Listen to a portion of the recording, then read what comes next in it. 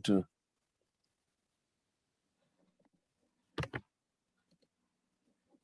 Okay, so good evening to everybody, and welcome onto this Emerensha Shul Zoom. I'm sure and hope that all the other people that promised to come on will join during the discussion that we have organized tonight with Moti. I want to welcome Dr. Moti Mordechai Kedar, a friend of mine from Israel. His Polish Jewish parents moved to Israel or to Palestine in the 30s. Dr. Kedar's first language was Yiddish. Dr. Kedar, or Moti as he likes to be called, served in the Israeli IDF in the military intelligence. He completed his service as a lieutenant colonel, where he specialized in the Islamic groups. You've all read that on the invite to the meeting for tonight. And the Syrian domestic arena. He holds a PhD from Bar Ilan University. He is fluent in Hebrew, Arabic, and English. And according to your request, you wanted this talk to be done in Arabic. So he's going to be doing it in Arabic, and Rodney will translate in Aramaic. No, just a joke. We're going to do it in English. Yeah. And one of the few Arabic-speaking Israeli pundits seen on Arabic satellite channels defending Israel vigorously. He has been to the Sinai in Darba. The last time he was in South Africa was in 2012 as a guest of Rabbi Goldstein. And Moti, we welcome you. Shalom. Thank you for giving us of your time. I know that you are very busy. As you did say, you are going on to another interview tonight at 10 o'clock on an American Arab channel. So please, if you could go ahead. And Dr. Kedar or Moti is going to be talking for about 40 minutes. He will then allow times for questions and answers. If I may ask, Rodney, the questions will come through to you on the chat box. If you could relay the questions to Dr. Kedar. Toda rabba, welcome, and let's take it forward. Thank you. Thank you so much, Ari, and I highly thankful for Rabbi Richard to arrange this meeting, and I thank everybody of the attendees, and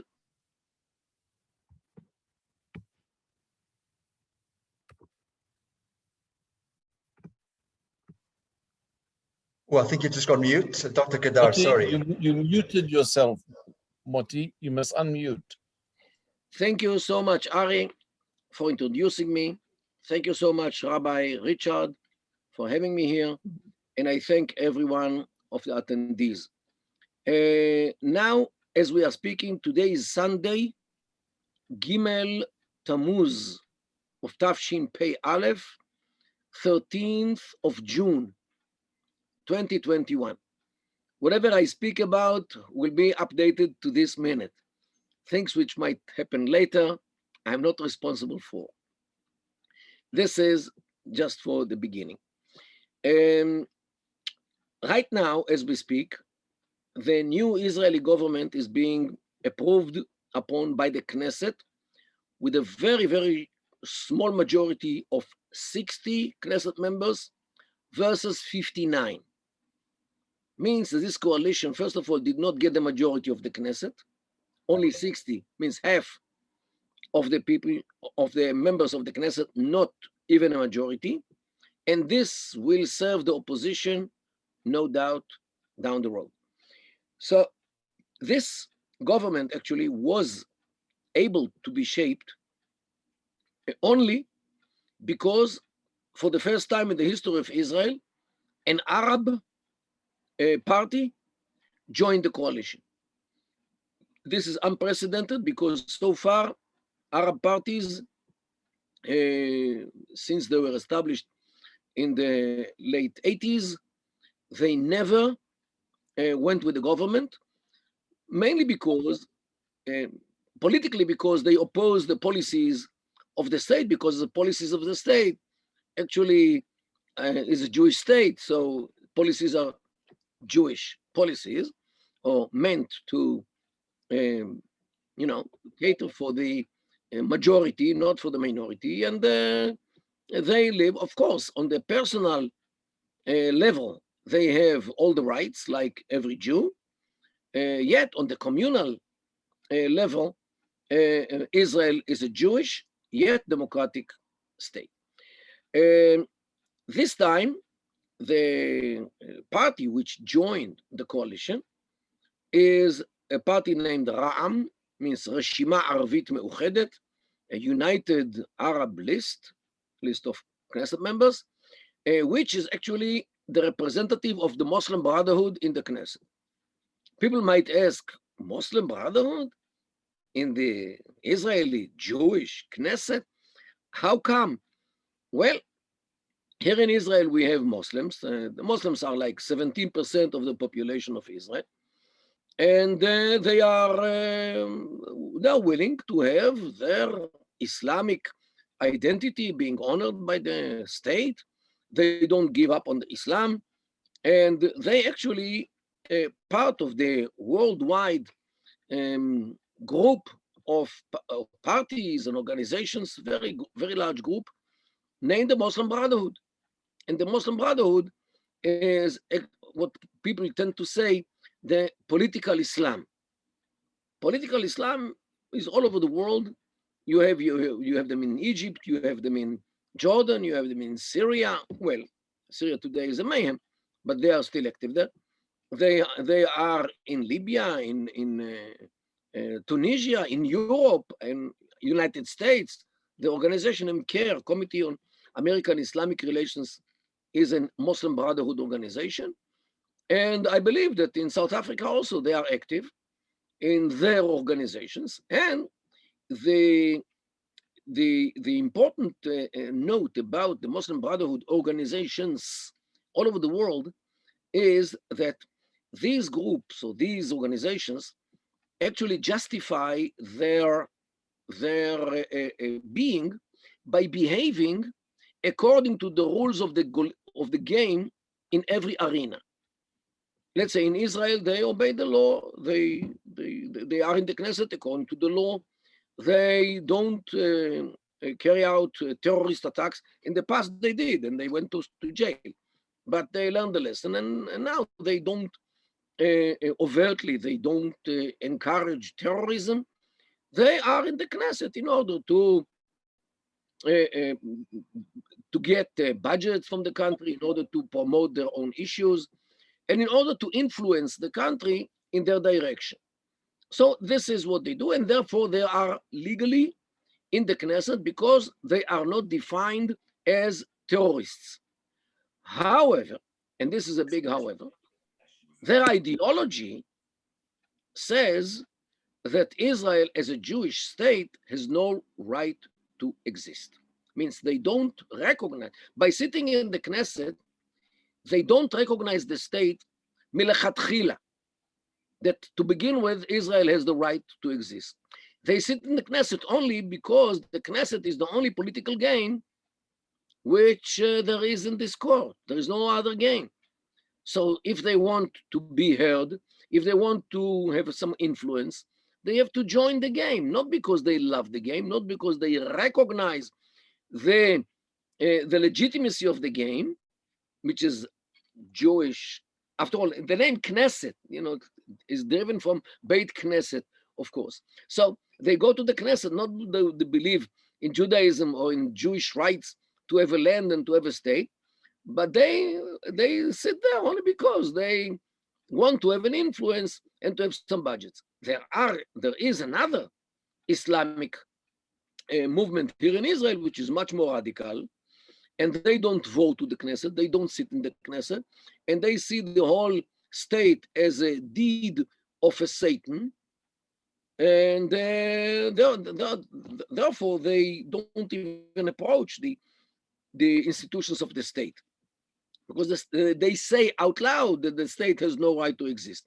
Yet they are not violent usually, so usually they are out of jail. Here and there, when they when they are violent, as happened last month, they do find themselves behind the bars. So this is actually the game of the political Islam in Israel in a nutshell. And this actually exemplifies the, I would say, the problematic situation of Arabs in Israel. Because we have to remember all the time that for the Jews in Israel, Israel is the fulfillment or embodiment of the dream of generations, of almost 2,000 years, to return to Zion, to reconstruct our state, to live independently, not under the yoke of the nations, to to be Am Chofshi Be'artzeinu, an independent or a free nation on our forefathers' land. And Israel for the Jews is actually the embodiment of this dream of uh, almost 2,000 years, which we prayed to Zion and when we prayed to return to Zion. Okay, so this is why the flag of the country is, the talit with Magen David on it. The anthem, the national anthem of the state is Kol Od Balevav Penima, Nefesh Yehudi Yomia, a Jewish soul is, in us. And the holidays of this, the official holidays of the state are Shabbat and not Yom Shishi, not Friday, as it is in Judaism. The holidays are official holidays of the state. The language, official language, is Hebrew. Of course, Arabic has a status, but Hebrew is the official language of the state. And this is why, for us Jews, Israel is us, was created by the Jewish genes, I would say.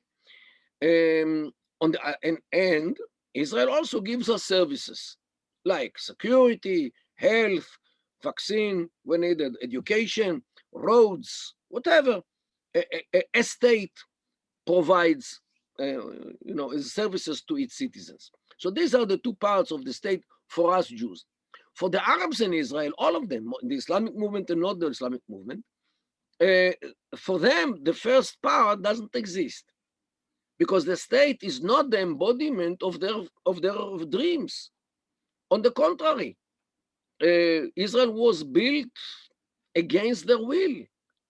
So, and the flag is not their flag, the anthem is not their anthem, and the holidays and the language.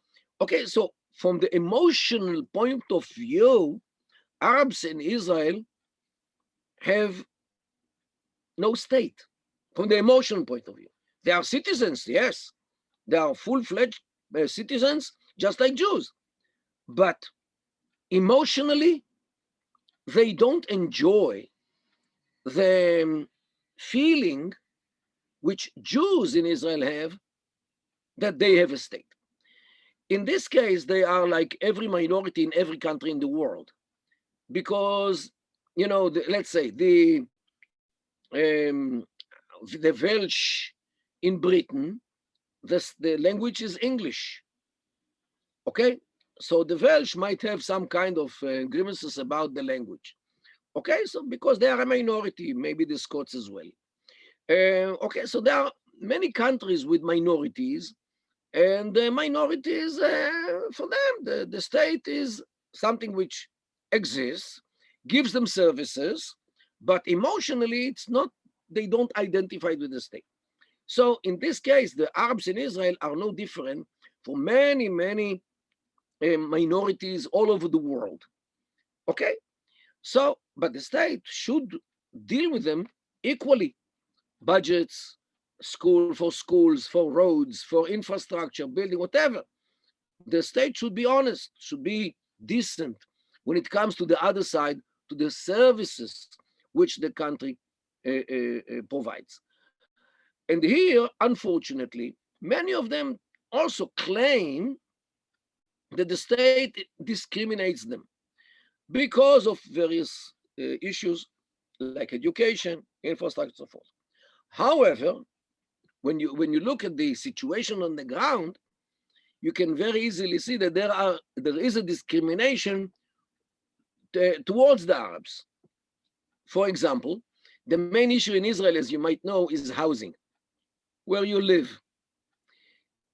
For the Jews, 90% of the Jews live in apartments, while 10% of the Jews, more or less, live in houses attached to the ground, in private homes. In the Arab sector, it's upside down. 90% of the Arabs live in houses attached to the ground. Only 10% of them live in apartments. And this is a big difference, giant difference between the Jews and the Arabs. And many Jews definitely envy the Arabs because most of the Arabs have houses. Okay? I won't go to the reasons why this difference is, but this difference is too obvious. Too obvious. And there are some other things which Arabs enjoy. And we served in the army 3 years, the boys, and the girls 2 years. The Arabs are exempt. And these years are very important because these years you go to the university, you acquire a profession.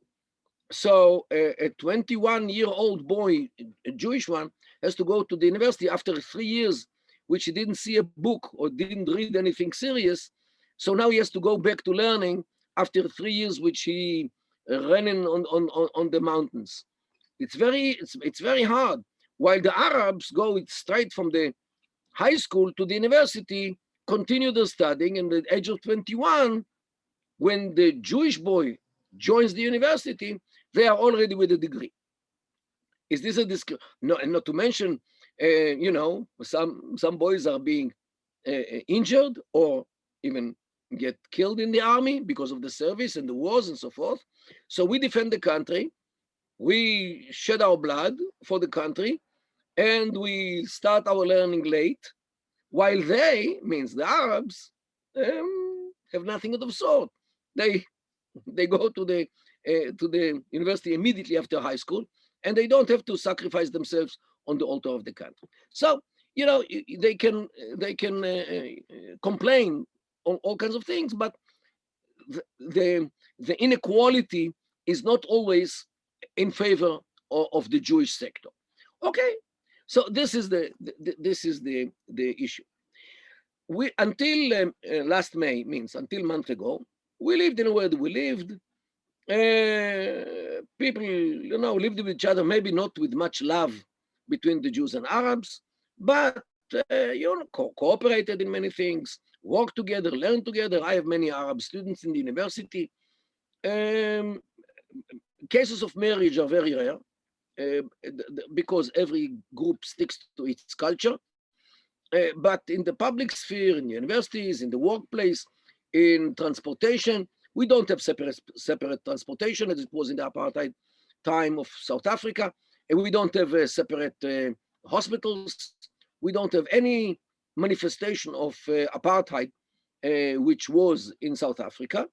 So this is why the friction between Jews and Arabs was, in most cases, was positive. And each side tried not to step on each other's toes when we live together in the public sphere. What happened in May is something which is unprecedented, that hundreds of Arabs, male youngsters, means usually youngsters, between, let's say, 18 and 30, bursted to the streets, especially in the mixed towns, because we do have mixed towns in Israel, like Lod, Ramle, Yafo near Tel Aviv, Haifa, Akko, Acre, bursted to the streets. And this was the first time in such a scale. Not to hurt some Jew because he had some problem with him on a business issue, but to hurt Jews because they are Jews. To burn Jewish homes or homes which belong to Jews, according to the mezuzah, they know which home is Jewish and which car is owned by a Jew. And unfortunately, some Jews were actually killed, murdered by rocks, by all kinds of things which they held in their hands, only because they were Jews. And they unfortunately happened to be the victim of those groups of Arabs who ran in the streets. The background of this eruption was what happened in Jerusalem, the incitement in the Arab mass media, and Hamas, of course, which started the missiles on Israel. So it was all actually in the same days, at the same time. Hamas are launching missiles at Israel. People in Jerusalem are devastating or burning, actually, police cars, and youngsters inside Israel are running to the streets in order to kill, burn, and whatever they did. This was something in a scale which was unprecedented. And the police actually was not ready to deal with such a thing, because the power of the police in Lod was, let's say, 20 policemen. They cannot run to 6 arenas with hundreds of Arab youngsters. How many you're going to send? 4 policemen to deal with hundreds of inflamed Arab youngsters? It cannot work.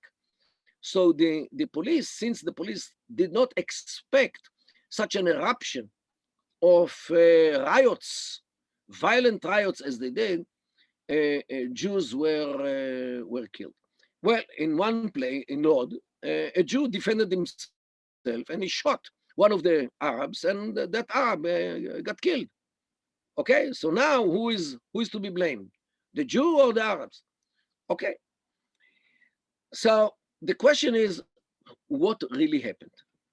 What was it? Is it because of the grievances of years, or it is something which came to the arena? And this actually, this question dictates on us the way how to deal with this. If this is something which some thugs ran to the streets, catch the thugs, put them in jail, and the problem is dealt with by the law. But if the whole thing is different, and the next time we're going to see something on a wider scale, this is some genie which came out of the bottle, which we did not expect. And for this, we have to read what they write in the social media, listen to the sermons, and listen to what people say. And no doubt what happened in May was something which the only name which you can name it is jihad. This genie came out of the bottle by Hamas. Hamas, by the social media, by the phone. Today you can correspond with whoever, just like I correspond with Ari through WhatsApp, and it's or the group of the shul, which you might probably have, and you can be wherever you are. You can go to America, go to Israel, and still be on the group. And this is what happens. The social media actually, Hamas, through the social media, pushed the people to the streets, to those riots against Jews, only because they are Jews. And this actually brought us back to the riots of 1920, 21, the massacres in Hebron, in Yafo, in Jerusalem, Tzfat, Tveria, 1920, 1921, 1929. You can recall also the Farhud in Baghdad of 1941, the Chag Shavuot. You can recall, persecution of Jews all over the world, where mobs actually chased Jews in order to kill Jews.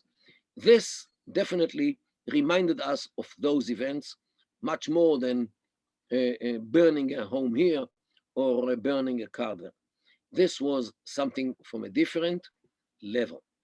And as you might know, jihad is not only by sword or by a weapon, like a missile. Jihad could be by economic means, boycott Israel, sanction Israel, and divestment from the BDS movement is part of the economic jihad, no doubt. You can see media jihad, like Al Jazeera.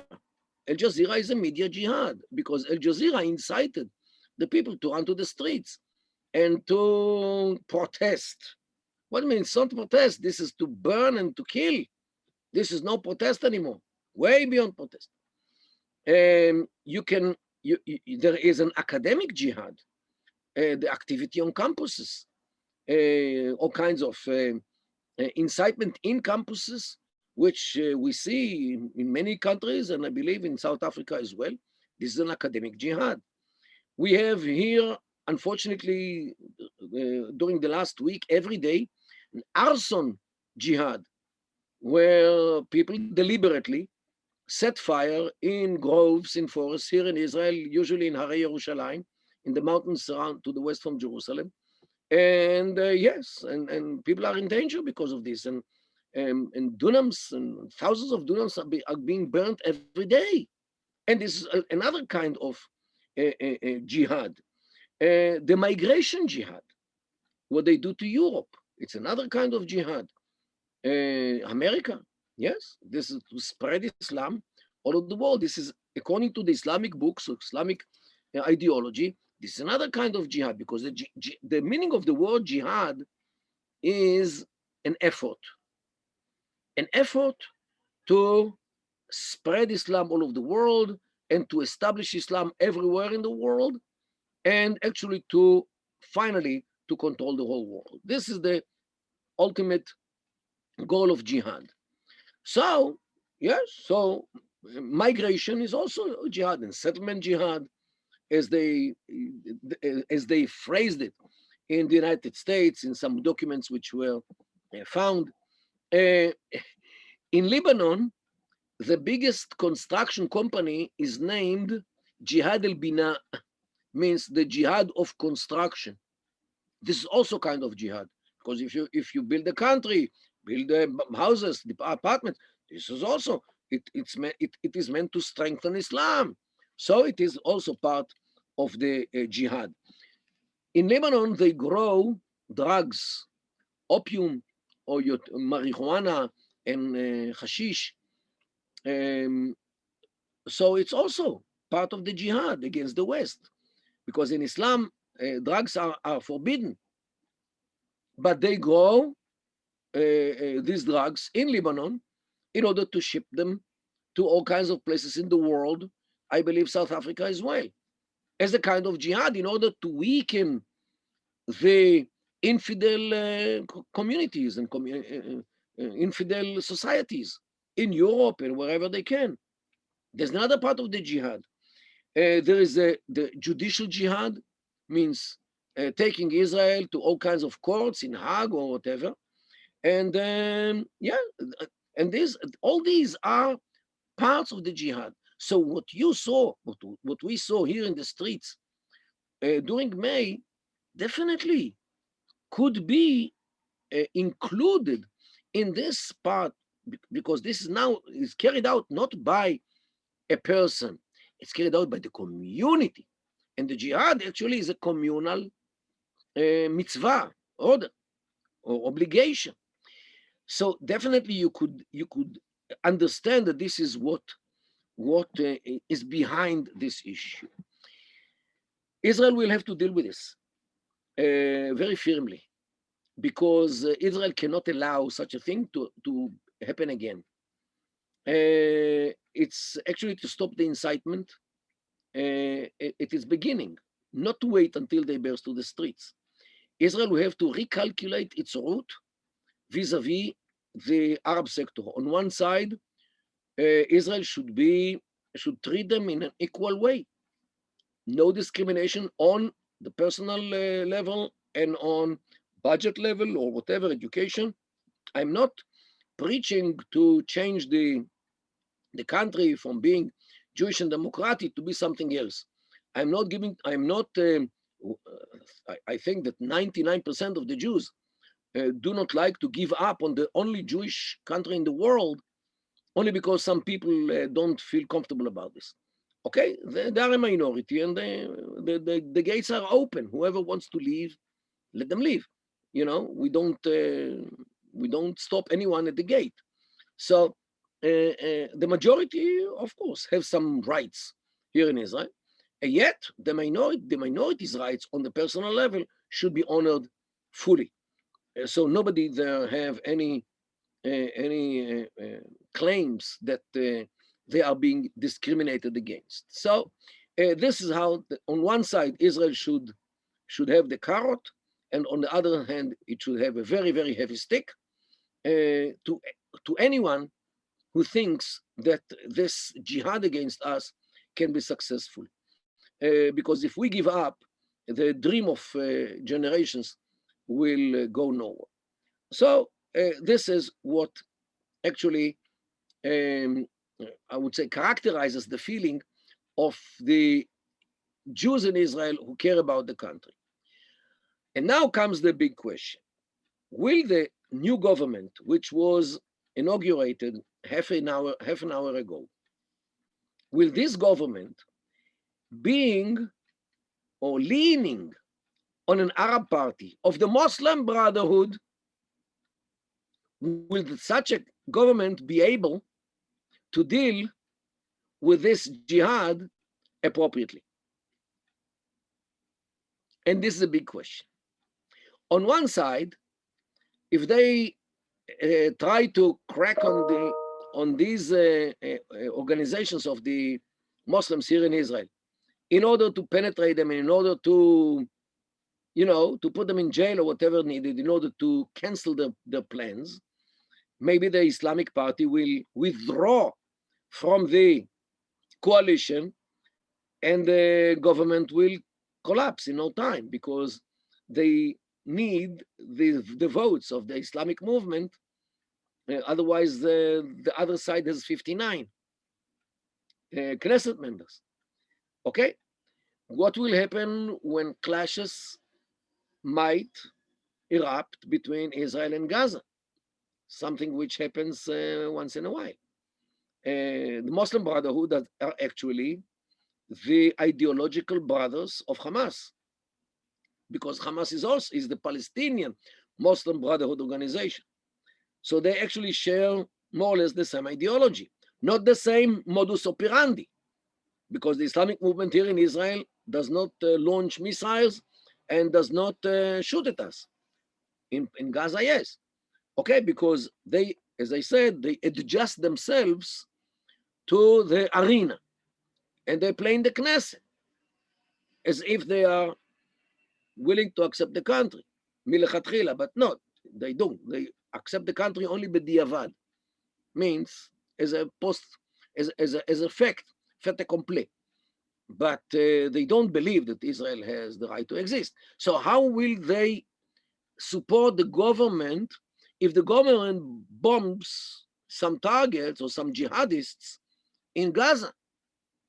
Will they remain in the coalition or withdraw? Okay. Another question which definitely will be there, that in a couple of months they will have to have the budget for the next year. The budget for next year. And the budget has all kinds of things which the Islamic movement might not like. For example, paving roads in Judea and Samaria. So not only the Islamic movement, also the left, the Meretz, which is ultra-leftist party, and the Labour Party, which also today is much more leftist than it was in the past. So will these two parties with the Islamic movement support the budget, which includes paving roads in Judea and Samaria? They all believe that Israel should leave this area altogether. Okay, so will they vote for a budget? And without a budget, the Knesset goes to elections if they don't have budget by a certain date. So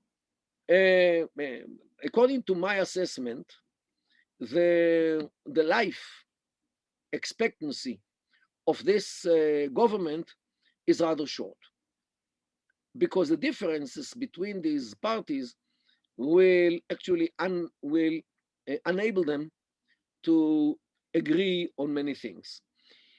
And just to understand which government it is, Israel, actually, the political arena of Israel, today, as I can describe today as a right wing, center right wing, a big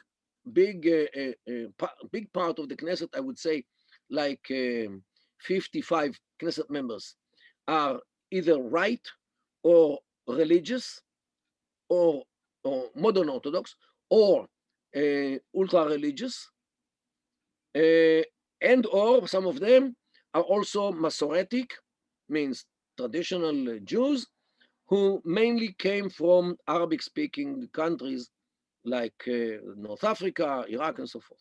So if I sum all the Knesset members, which represent this part of the population, which is the majority of the Jewish population in Israel, they have a good 55 Knesset members. What we have in addition to this are the margin. On the right, you have the Naftali Bennett until today, and Saar, who were more to the right than the Likud. And you had to the left, you had the Labour Party and Meretz, and the Arabs are beyond, because the Arabs are a different group. So these are actually the margin around the center, which is center right. What happened today is actually all the margin united against the center right.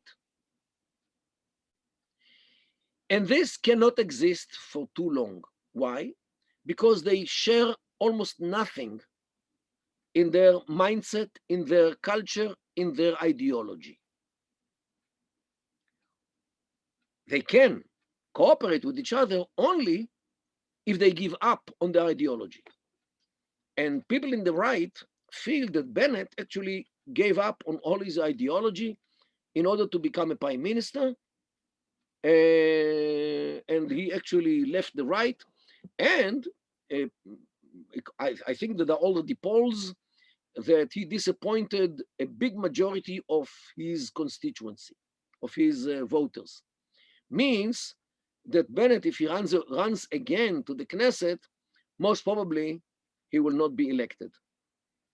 So this is his last, first term as a prime minister, which might not be long, and is apparently the end of his political life.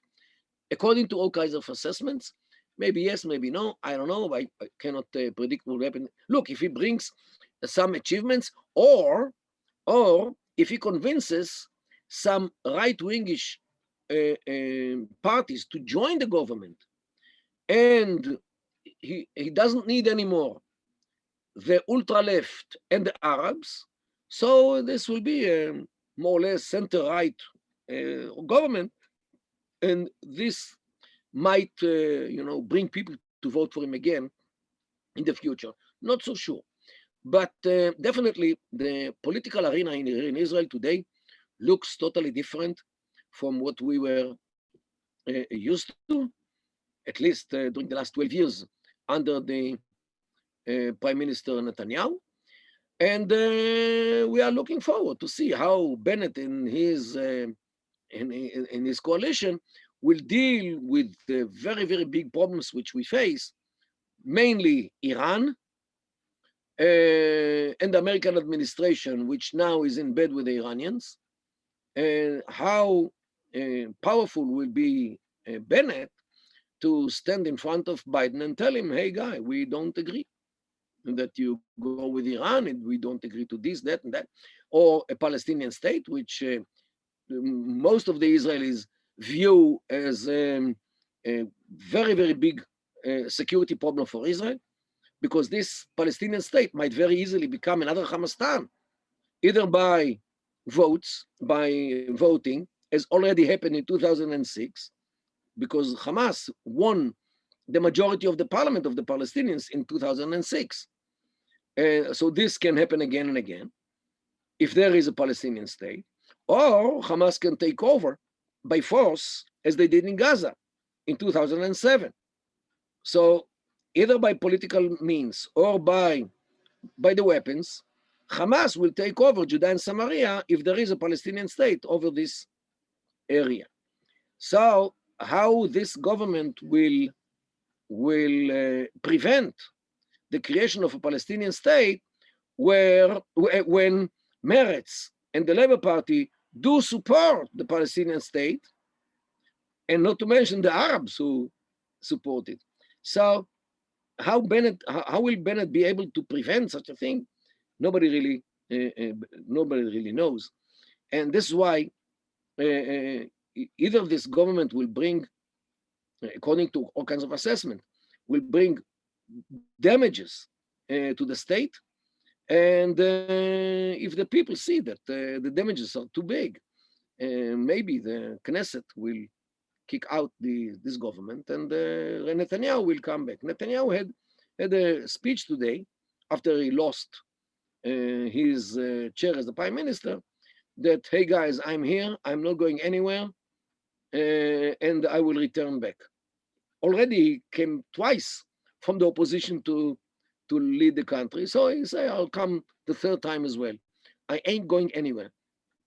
So this is more or less the situation here in Israel. And it definitely will have an influence on the Jewish-Arab relations here in Israel, because now Arabs are in the coalition. And now the jihad in the streets, maybe now is already in the Knesset, because political jihad is also a kind of jihad. So this is actually what we are in today. And let's hope that Israel knows how to deal with itself in order to remain here on our forefathers' land. I will stop here, and I'll open the floor for questions. I'll try to answer briefly, because in 16 minutes from now, I have to start speaking in Arabic to the viewers of Al Hurra, the American channel in Arabic. Dr. Kedar, thank you so much, and we'll make sure to give you a few minutes to get ready for your next commitment. No, it's okay. I'm after supper. After supper, I'm as fresh as in the morning. Just a question that came through early on from Ari, in fact, and it was my question as well. You mentioned that today it's so easy via social media for Hamas to get hold of the Arab youth and to try and incite them to violence. Question is, surely Shin Bet knows of this communication. You say that the police were unprepared, but surely Israeli intelligence, Shin Bet, were they asleep? Look, the Shin Bet, I'm not in the Shin Bet. I don't know what they knew or what they didn't know. Apparently, if they didn't know, apparently now they started really looking into the Arab social media. And if they, I'm more than sure that they do, because they understand what it came from. Also, I must say, Al Jazeera here also, the channel, facilitated this issue. But don't forget that Al Jazeera is the channel which actually incited the Arab masses to riots against Ben Ali, the Prime Minister of Tunisia, in December of 2010, and he had to run away like after a month of demonstrations. Al Jazeera pushed the Egyptians to the streets in order to get rid of Mubarak in January 2011, and he had to resign after 3 weeks. Al Jazeera was the channel which pushed the masses to the streets in Syria, in Libya, in Yemen, and all what was called the Arab Spring was actually something which Al Jazeera ignited the Arab world, which was not stable anyway, but definitely without the incitement of Al Jazeera, it wouldn't happen. This is why most of the commentators here in the Arab world accuse Al Jazeera for this atrocity, which was formerly named the Arab Spring. Only in Syria, the number of victims are over 1 million. Only in Syria, over 1 million. In Iraq, in Yemen, in Libya. Okay, so this is what Al Jazeera is, and Al Jazeera also tried to do it here to us. And Al Jazeera is working from Israel. I'm calling for years already to shut down their offices in Israel because they are a jihadi channel. Vicky asked the question, thank you for that. Vicky asks, do you think Hamas will try re-attack with the current government? I don't know, but I will not be surprised because if they think that the Islamic movement allows the government to do things which Hamas do not agree with, they will definitely shoot at Israel in order to challenge the Islamic movement to see how long this movement will stay in the government or in the coalition if Israel retaliates. And Israel will retaliate, no doubt, because no country can allow missiles on it. So they might actually push Israel to retaliate in order to push the Muslim Brotherhood or the Ram party out from the government in order to bring Israel again to mayhem of 50 elections within 2 years. Norman asks the question, what is the new government's position regarding Iran and the nuclear threat? Well, Bennett said it clearly in his inauguration speech that the government is totally, overwhelmingly against the nuclear program of the Iranians, the military nuclear program, and he added, we have to work with the American administration about this. This is some kind of a hint that their style working with Biden will be somehow different from Netanyahu's. Well, we will see if they are effective or not. Dr. Kedar, I read an article recently that Egypt's very involved now with the building up of Gaza again, post this most recent conflict. There was talk of possibly Egypt looking to, I'm not sure a word again, have a greater presence in Gaza going forward. Do you see that happening? First of all, Egypt does not want to return to Gaza and to take Gaza over because they had enough between 1949 and 1967. They have absolutely no desire to run in the streets of Gaza in order to catch all kind of jihadists.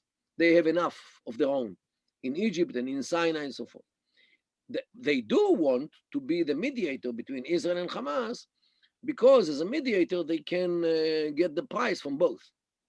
Means Israel should, let's say, sell them gas for lower price, for example, because they have all kinds of services which they give to Israel. So, in the Arab world, being a mediator means that you are superior to the both sides. Unlike in Western societies, the mediator is somebody, a shikingl, as we say in Yiddish, somebody who runs between the poles and brings papers from side to side. And after he finishes, he takes his salary and goes away.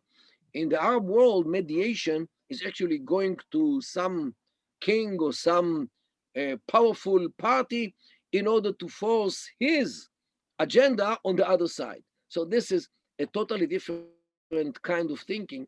So Egypt, when Egypt appears as the mediator between Israel and Hamas, Egypt actually appears, or Sisi, the president, becomes actually the owner of the scene between Israel and Hamas. And much of honor, kavod, and this is why he wants to be this mediator.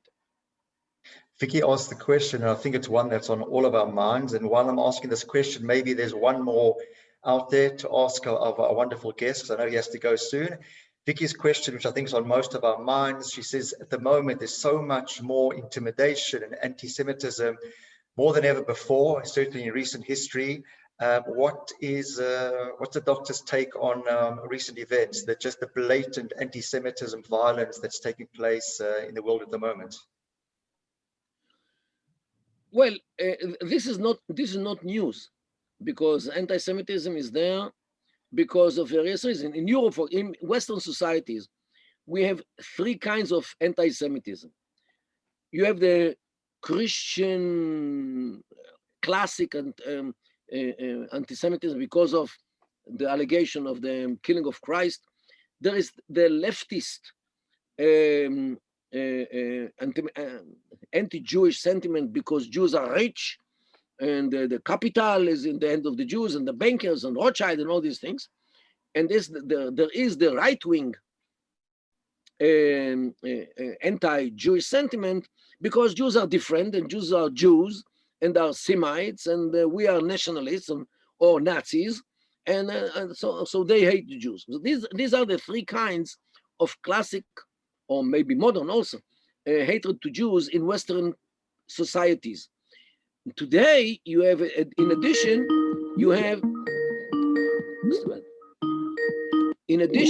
to today you have the Islamic anti-Jewish sentiment, which migrates to countries like Europe and maybe South Africa as well.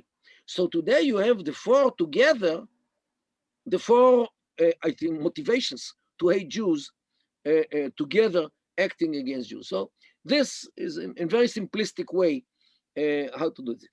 Look, what happens here in Israel also was a result of the weakness which the Israeli political system showed during the last 2 weeks, during the last 2 years, because of the inability of Israel to shape a steady government, and Israel had to run to the polls 4 times, to vote for 4 times.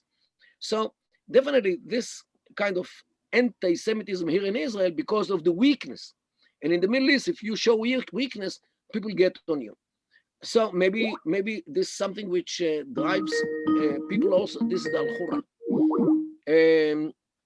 Also in other arenas like South Africa, I'm not aware, or I'm not that big expert about what happens in South Africa, but what happens in Europe and America is more than clear.